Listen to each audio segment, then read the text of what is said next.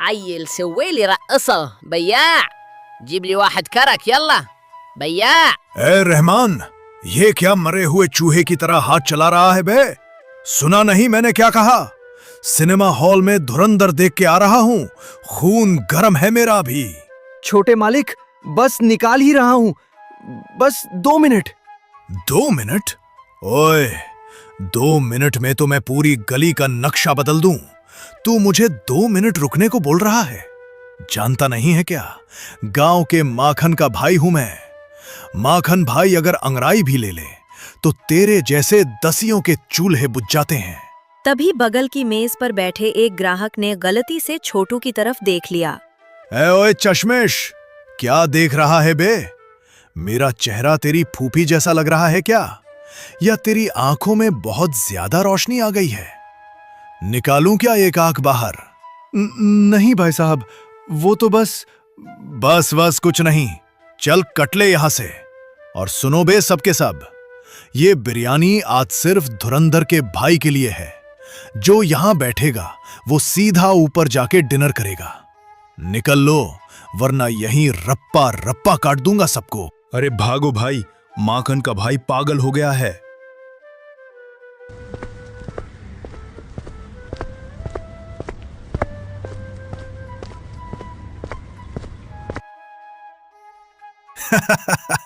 دیکھ رحمان دیکھ، یہ ہے ماکھن بھائی کی دہشت، بنا چھوئے ہی لوگوں کے پسینے چھڑا دیے۔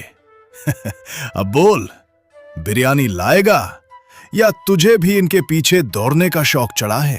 نہیں مالک، میں کہاں بھاگوں گا، میں تو یہی ہوں۔ یہ لیجئے آپ کی پلیٹ۔ اوئے رحمان، یہ بوٹی ہے یا پتھر؟ دیکھ لے، اگر یہ میرے دانتوں سے پہلے ٹوٹی تو میں تیری ہڈیاں توڑ دوں گا۔ میری لینگویج راوری ہے، لیکن میرا انصاف آن دی سپاٹ ہوتا ہے، سمجھا کیا؟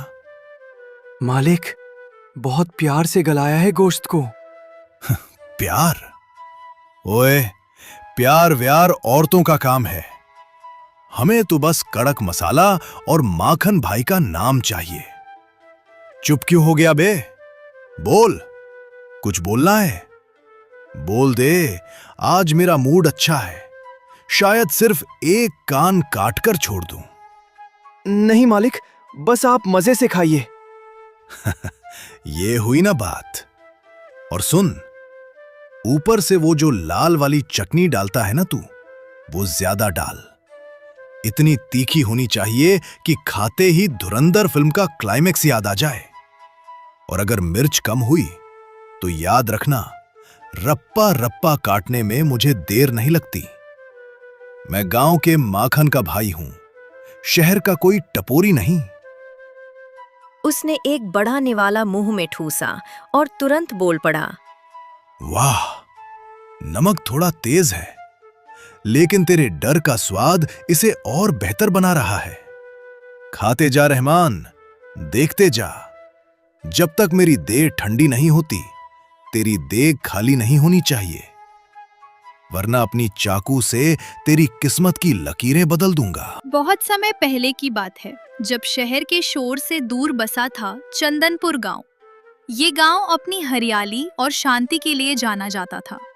اسی گاؤں کے ایک کچے مکان میں ایک چھوٹا سا اور خوشحال پریوار رہتا تھا، رحمان، اس کی ماں اور اس کی چھوٹی بہن۔ رحمان کے گھر میں غریبی تو تھی، پر سکون کی کمی نہیں تھی۔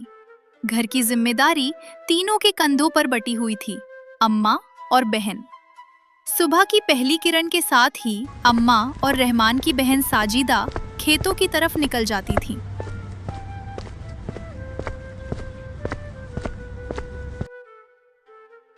دن بھر چلچلاتی دھوپ میں وہ زمیندار کے کھیتوں میں جی توڑ محنت کرتی تھیں تاکہ گھر کا چولہا جل سکے۔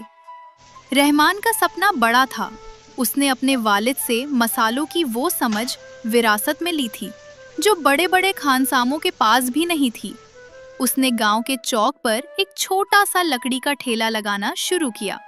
رحمان کی بریانی میں جو سواد تھا وہ کسی ہوٹل میں نہیں ملتا تھا۔ بیٹا، تیرے ہاتھ میں تو تیرے ابو کا جادو ہے، پر ایک بات سن، बेटा, सब कुछ सही है, बस दुआ कर कि माखन की नजर तेरे इस ठेले पर ना पड़े। वो आदमी नहीं, आफत है। चाचा, शहर में हमने बड़े बड़े शोर देखे हैं। ये माखन वाखन हमारे यहाँ नाश्ते में खाए जाते हैं। जो मेहनत का खा रहा है वो किसी के बाप से नहीं डरता। आप बिरयानी का मजा लो, टेंशन का नहीं। कुछ ही दिन बीते थे। रहमान की शोहरत अब माखन लाल की हवेली की दहलीज तक पहुंच चुकी थी। एक शाम जब सूरज ढल रहा था और रहमान के ठेले पर ग्राहकों की भीड़ लगी थी, तभी माखन का भाई छोटू आता है।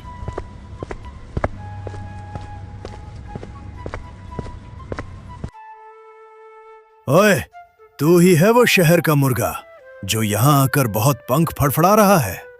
सुना है तू किसी से डरता नहीं। डरता तो मैं अपने साए से भी नहीं हूं, पर तमीज नाम की भी कोई चीज होती है छोटे भाई। पूरा बाजार सन्न रह गया। आज तक किसी ने माखन के भाई को छोटा भाई बोलने की हिम्मत नहीं की थी। ओए, माखन लाल का भाई हूं मैं। गांव के लोग मेरा नाम सुनकर खाना छोड़ देते हैं और तू मुझे ज्ञान दे रहा है। धुरंधर फिल्म देखी है ना? उसमें जो विलन का हाल हुआ था वही तेरा कर दूंगा। भूल गया कि रहमान जब किसी को मारता है तो कसाई से भी बदतर मौत देता है। ये भी तो डायलॉग था। ए रहमान, ज्यादा चोंच मत लड़ा। चुपचाप एक प्लेट कड़क बिरयानी निकाल, नहीं तो रप्पा रप्पा काट दूंगा तेरे को। समझा क्या? चाकू अच्छा है, पर गोश्त काटने के काम आता है, मर्द डराने के नहीं। बिरयानी खानी है तो पैसे निकाल, वरना रास्ता नाप। पैसे? माखन लाल के भाई से पैसे मांगेगा तू? अब देख, आज तेरा ये ठेला रहेगा या ये रप्पा रप्पा वाला चाकू। माखन लाल इस बार पंचायती चुनाव में प्रधानी के लिए खड़ा था। उसने छोटू को साफ कह रखा था, चुनाव तक कलेजा पत्थर का कर ले छोटू। लोगों के वोट चाहिए, उनकी लाशें नहीं। एक भी लफड़ा हुआ और मेरी कुर्सी हाथ से गई तो तुझसे बुरा कोई नहीं होगा। छोटू ने दांत पीसते हुए अपने चेहरे पर हंसी की कोशिश की, जो किसी घाघ भेड़िए जैसी लग रही थी। अरे रहमान भाई, तू तो सीरियस हो गया यार। मैं तो बस ये देख रहा था कि शहर से आया हमारा भाई कितना मजबूत है। आखिर गांव में रहना है तो जिगरा चाहिए ना। गांव वाले, जो सांस रोके खड़े थे, एक दूसरे को हैरत से देखने लगे। अरे भाई, माखन लाल जी का सपना है शांतिपूर्ण चंदनपुर। हम तो बस प्यार बांटने आए थे, तूने तो हाथ ही मरोड़ दिया। चल कोई नहीं, शहर का खून है, गरम तो होगा ही। प्यार बांटने का तरीका थोड़ा सुधार लो छोटे मालिक, वरना लोग इसे कुछ और समझ लेंगे। चल, अब गुस्सा छोड़ और एक प्लेट बिरयानी खिला दे। सुना है माखन भाई के चुनाव प्रचार में जो लोग लगे हैं वो तेरी बिरयानी की बहुत तारीफ कर रहे थे। हम भी तो देखें क्या जादू है। रहमान ने चुपचाप प्लेट लगाई और उसके सामने रख दी। छोटू ने बिरयानी का एक बड़ा निवाला मुंह में भरा। स्वाद तो लाजवाब था, पर उसका जहर उस स्वाद पर भारी पड़ रहा था। आज तो ये चुनाव मुझे रोक रहा है रहमान। ये वोट की राजनीति ने मेरे हाथ बांध रखे हैं। पर याद रखना, चुनाव जिस दिन खत्म होगा उस दिन हिसाब पुराना होगा। ये जो हाथ तूने मरोड़ा है ना, इसे रप्पा रप्पा ऐसा काटूंगा कि तू ताउम्र किसी को बिरयानी परोसने लायक नहीं रहेगा। तब तक मजे कर ले। अगली सुबह चंदनपुर की फिजाओं में एक अजीब सी भारीपन था। रहमान अभी अपने ठेले के लिए मसाले तैयार कर ही रहा था कि अचानक उसके घर छोटू और उसके आदमी घुस जाते हैं। राम राम रहमान भाई, देखो लोकतंत्र का त्योहार आया है। बड़े भैया चुनाव में खड़े हैं, तो सोचा सबसे पहले अपने शहर वाले भाई का आशीर्वाद ले लें। रहमान की माँ भी बगल बैठी थी और उसकी छोटी बहन भी। साजिदा को देखते ही छोटू की आंखों में वो चिर परिचित गंदी चमक कौंध गई। अरे वाह रहमान, तूने तो बताया ही नहीं कि घर में इतनी बड़ी वोटर बैठी है। अगर ऐसी सुंदर लड़कियां माखन भाई को वोट देंगी तो भैया तो दिल्ली तक पहुंच जाएंगे। ए ओए छोटू, पैर पीछे खींच। दहलीज लांघने की आदत अच्छी नहीं है, गिर गया तो मुंह के बल गिरेगा। क्या बोला बे? तूने मेरा नाम लिया? नाम ही नहीं लिया, तेरी औकात भी नाप ली। सुन बे, ये जो तू धुरंधर फिल्म का भूत चढ़ाए घूम रहा है ना, तो एक बात याद रखना, फिल्म 2.5 घंटे में खत्म हो जाती है, पर जिंदगी का खेल लंबा चलता है। तूने अभी मेरी बहन की तरफ इशारा किया ना, सुन। माखन भाई चुनाव में खड़े हैं, इसलिए तू बच रहा है, वरना तेरे जैसे रप्पा रप्पा बोलने वाले शहर के नाले में हर सुबह उल्टे पड़े मिलते हैं। तू चाहता है ना कि मैं तेरी भाषा में बात करूं? तो सुन ले, अगर अगली बार मेरी घर की तरफ तेरी नजर उठी तो तुझे काटने के लिए मुझे चाकू की जरूरत नहीं पड़ेगी। अपनी देख के नीचे के जलते हुए कोयले तेरे हलक में उतार दूंगा। चुनाव जीतना है ना तेरे भाई को, तो उसे जाकर बोल कि अपनी इस आवारा पूंछ को संभाल कर रखे। अगर मैंने अपनी जुबान खोल दी और गांव वालों को तेरी ये बदतमीजी बता दी, तो तेरे भाई को वोट की जगह जूते पड़ेंगे। और रही बात बिरयानी की, तो कल ठेले पर जरूर आना, तुझे ऐसी बिरयानी खिलाऊंगा कि उसका तीखापन तेरी 7 पुश्तों को याद रहेगा। रहमान, तूने आज जो बोला है ना, उसे अपनी मौत का पैगाम समझ। तूने आज माखन के भाई को ललकारा है। चुनाव के बाद तुझे इस चंदनपुर की मिट्टी में ऐसे गारूंगा कि कोई तेरी मैयत पर फातिहा पढ़ने वाला भी नहीं बचेगा।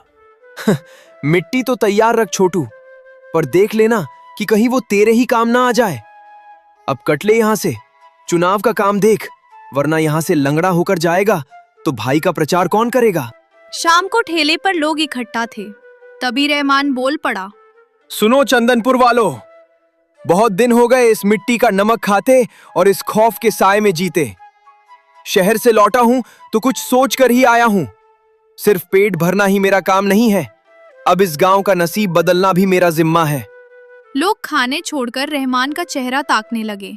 इस बार प्रधानी के चुनाव में माखन लाल अकेला नहीं खड़ा होगा, इस बार मैं भी चुनाव लड़ूंगा। ये बावर्ची अब सिर्फ बिरयानी नहीं, माखन का गुरूर भी पकाएगा। ये सुनते ही जैसे पूरे बाजार को लकवा मार गया। लोगों के हाथ रुक गए। एक बूढ़ा आदमी जो सालों से माखन का जुल्म देख रहा था, कांपती आवाज में बोला, बेटा रहमान, ये क्या बोल रहा है?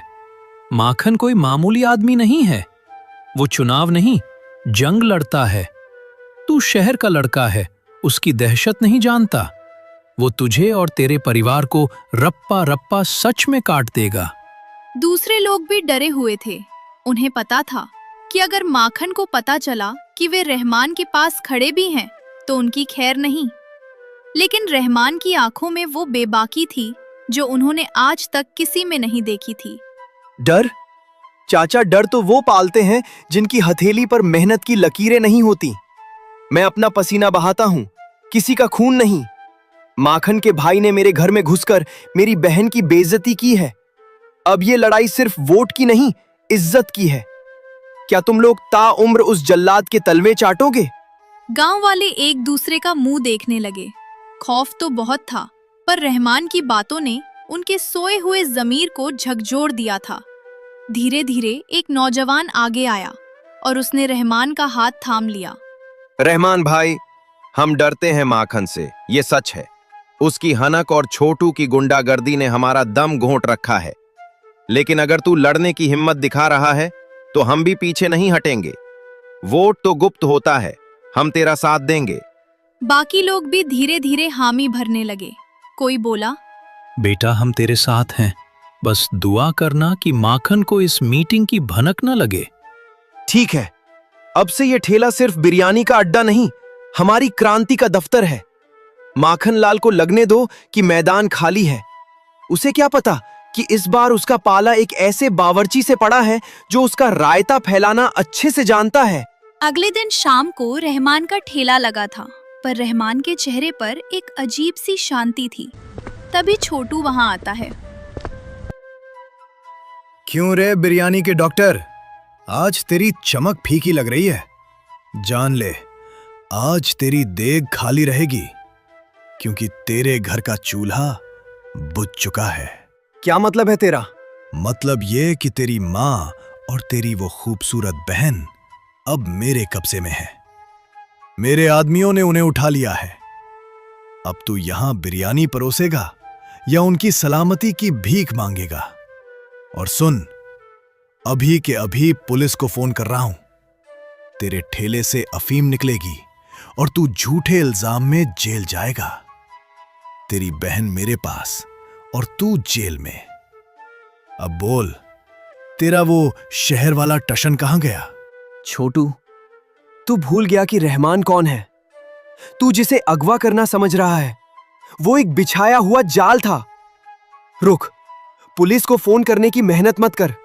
पुलिस खुद आ रही है, पर वो तुझे बचाने नहीं, तुझे और तेरे भाई को अगवा करने के जुर्म में दफनाने आ रही है।